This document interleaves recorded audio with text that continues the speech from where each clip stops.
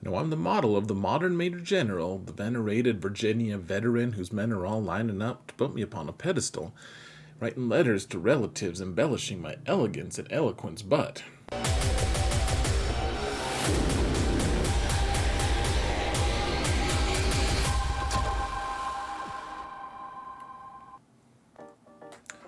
hello, everyone, and welcome to another episode of Zareth Prevails. We have story time today, folks. The death of a guide. I was trying to make a guide for Lightside Territory battles using my alternate account because it's a smaller account and it can still function pretty well in Lightside Territory battles. Wanted to show you guys how I did my splits in Phase 1, and everything just kind of, well, it didn't work out the way I was hoping for, and all that we have left is this story. However, I actually do have the link to the actual video that I made with my actual live reactions if you want to watch that. It's in the video description.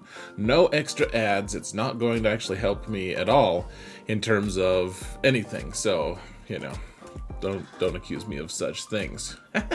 I'm trying to make an extra buck, but if you want to watch that, you can see the full video. However, this is just a clips thing, trying this new Storytime format. We'll see how it works out. Now, one thing I do want to point out before we go into it, folks, is I do normally have it all lined out for my main account, or for my alternate account, which teams I'm going to use. We have the Padme team, we're using Cat. We have a Kenobi team that doesn't have Cat in it.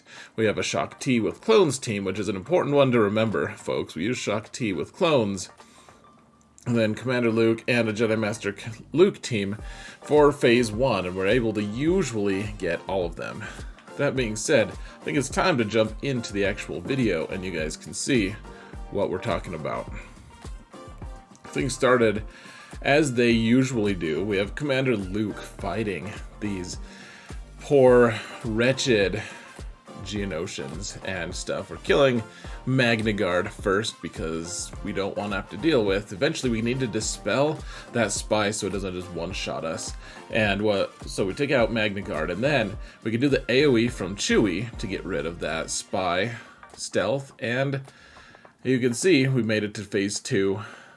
Easy enough. Remember, you got the full video if you guys want to watch it in the video description. It's a link. And alright, get to Phase 3. Phase 3 presents almost no issues. The one thing to point out here is that there are no issues. We just take out the whole damn team. Now, General Kailani makes an early appearance here. We have to take General Kailani out first, which presents the first of real drama for our awesome rebel team. Of course, that B2 just provides its input until we provide enough output that it was taken out. Alright, easy enough. 4 out of 4. Now, we're going to use the Padme team. I like to use the Padme team first because that way we don't accidentally use one of these characters till later. And everything is going well enough. I've made a few poor decisions, however, in targeting. And sure enough, Droideka just totally blasts Padme. And, yeah, led to Anakin's impotent whining, that's for sure. It was not really that pretty. You can see he's just like flailing about. He's like, I will hurt you, B1, you will die. And for a little bit, I was like, you know what? Maybe we can actually pull this off. Padme or no Padme, these guys are still pretty good with Cat. And so let's keep going. And the problem is Anakin whined so much that eventually Kenobi decided to stage his own death. And eventually, I mean, that's just, poor guy. Died in a flurry of blaster bolts. Really, really tragic that. It was followed up closely, by Anakin's own timely demise. We needed him to die so we would stop whining about Padme being dead. And so we have the two Togruta.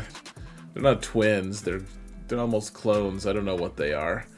But you can see the younger of them just took blaster bolt after blaster bolt until she was eventually removed from play. And now Cat just keeps taking it. Alas, for 37k, bonus damage was just a little too much for her to take. Goodbye, Cat. Damn it all. Alright, so maybe we can actually make this guide still work. I could say, well, that fight is not 100%. And that's true, it's not 100%. However, in my distraught mindset, I took Shakti with my Kenobi team, which is not how it's supposed to go. Remember, Shakti is supposed to go with the clones in the 501st, and that's just not going to happen. So,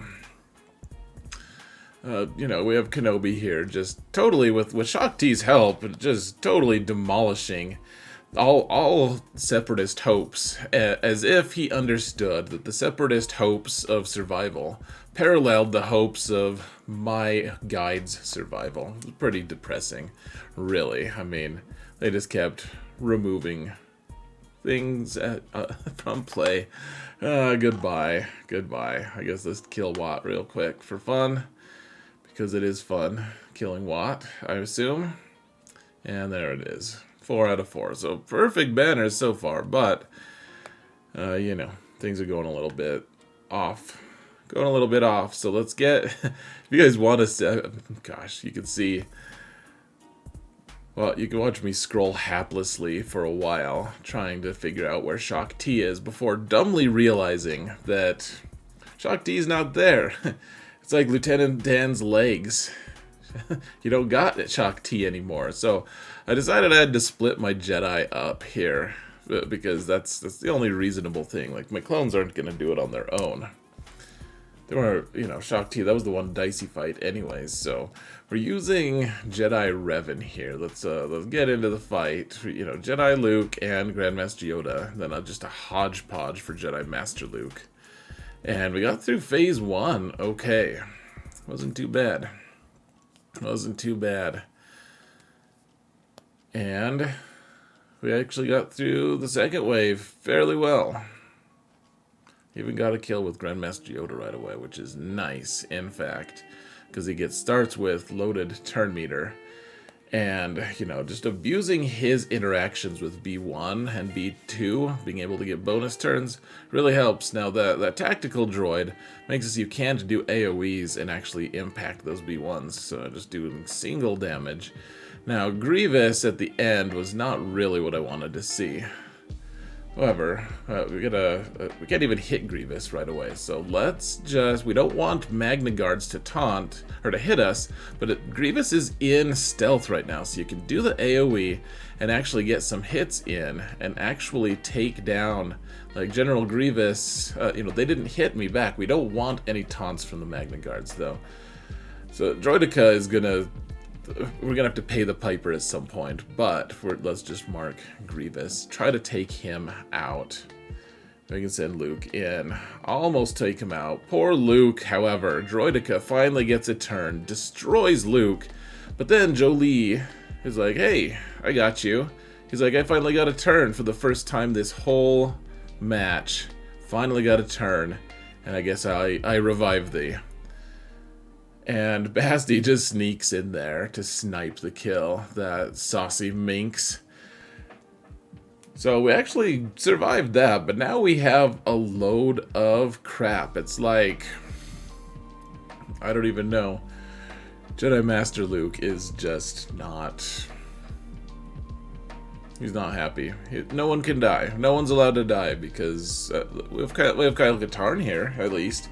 Remember, Kyle Katarn actually does multiple hits on his basic, so it's actually worth taking him. Now, note that I didn't pop my ult until we got the second Master's Training, because the ult is actually... it resets all the cooldowns. So we did the second Master's Training. We popped the ult in the second phase. We don't go too fast. And then eventually we're going to take Grandmaster Yoda. Now, I don't have a Dispel at all on this whole squad, which is rough. But you can see Now we have a third master's training here, which is fantastic. Just wonderful. Take out Droideka eventually.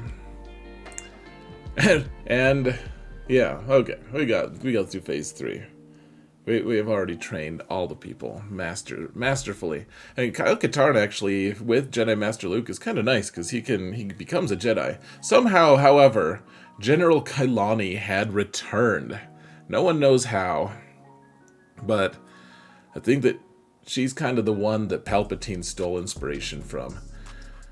But we killed her again, and I mean, we're about to get through this whole thing, folks. Not doing bad until Ayla in the corner, completely underperforming, was met with an Old Testament level of justice and was taken out for her complete inactivity and contribution to the group effort. And with that, my guide was ruined, but my banner count was actually preserved. Hooray for my banner count. Folks, let me know what you think of this. If you liked this format, if you thought this was fun, if you want to watch the full video, watch it from the video description. You can watch the whole thing. Again, no ads on that one. And yeah, let me know what you think in the comments below. Thank you all so much for watching. And remember that in all things, Zareth prevails. Oh yeah, and hit the thumbs up button, please. Take care, everyone.